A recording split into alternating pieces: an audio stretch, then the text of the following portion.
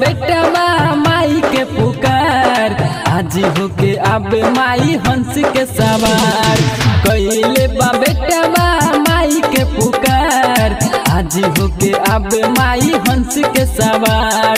विद्या के दाता सरस्वती माता, विद्या के दाता सरस्वती माता, सुनली हले आज हमरो पुकार।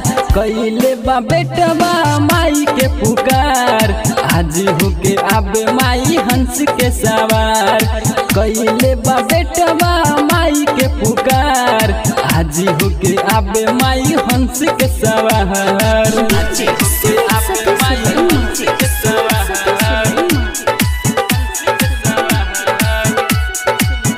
होके आबे माई हंस के सवार। धूमधाम से सुन माई तोहरो होई पूजाई, दुआरा पे डीजे बजाई, ठुमका सबे लगाई, ठुमका सबे लगाई, ठुमका सबे लगाई।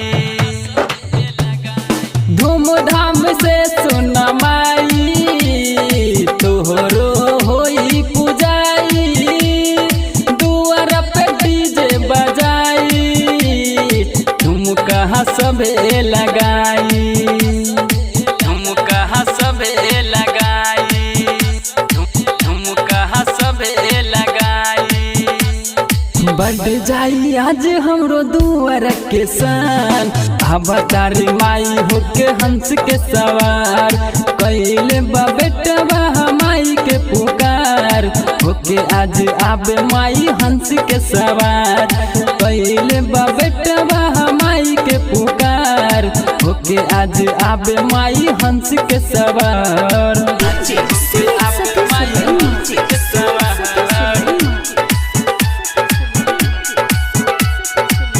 होके आबे माई हंस के सवार।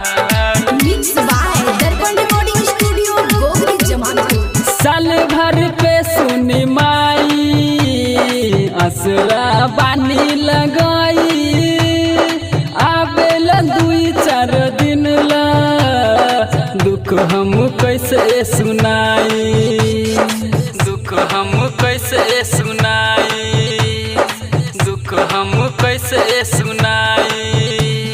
साल भर पे सुनी माई असरा बानी लगाई, आबेला 2-4 दिन ला दुख हम कैसे सुनाई, दुख हम कैसे सुनाई, दुख हम कैसे सुनाई। गायक अखिलेश कैले पुकार, अवतारी माई होके हंस के सवार। कैले बा बेटवा माई के पुकार, अवतारी होके माई हंस के सवार। कैले बा बेटवा माई के पुकार, होके आज आबे माई हंस के सवार। कृष्णा निशा।